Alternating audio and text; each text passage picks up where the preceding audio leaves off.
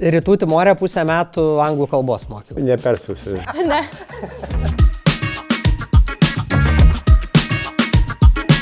Jei jūsų darbas būtų serialas, koks jo pavadinimas? Ofisas. Tikrai 100% ofisas.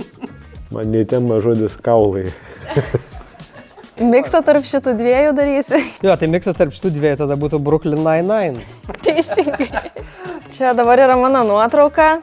Tuo metu aš svajojau būti kaip tėtis miškininkė ir medžiotoja.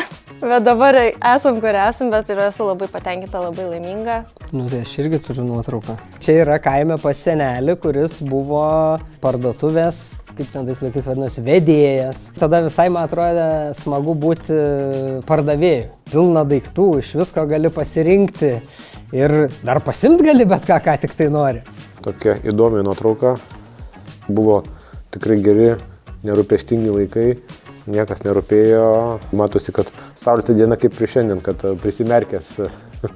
Koks buvo jūsų pirmas darbas gyvenime, nebūtinai susijęs su dabartiniu? Tai mano pirmas darbas, taip labai grubiai, griovių kasimas.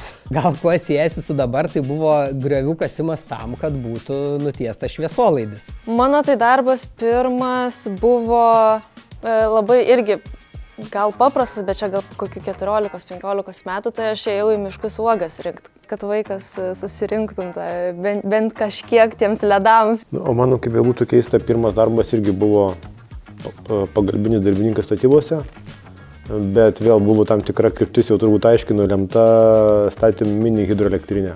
Čia buvo pradžia ir tai buvo pirma, bet tikrai ne paskutinė.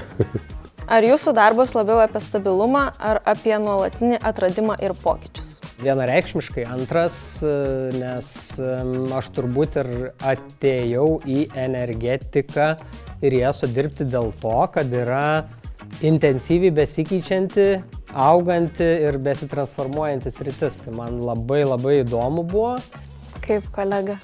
Aš sakyčiau per vidurį. Per vidurį.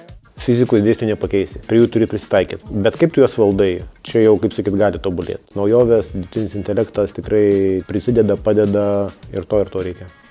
Ar yra viena taisyklė ar principas, kurio vadovaujatės? Koks jis? Šeima yra pirmoje vietoje, o jau paskui visi kiti dalykai. Aišku, darbas antroji, bet viską galima laviruoti. Man kažkaip grįžo mano gimnazijos šūkis, jisai buvo res non verba ir buvo darbais ne žodžiais. Tai man kažkaip šita taisyklė labai pasąmoningai veikia.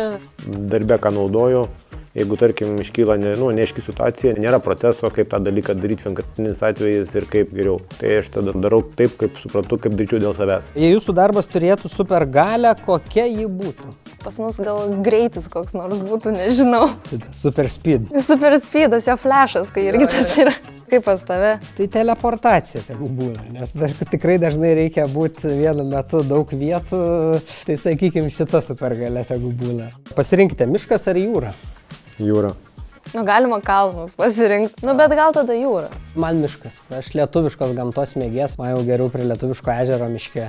O dar jeigu trail runą kokį prabėgti, tai tikrai vien tik tai lietuviški miškai. Jo, dėl šito tai visiškai pilnai sutinku. Pasirinkite gyventi be telefono ar be kavos. Be kavos. Tikrai. Be kavos.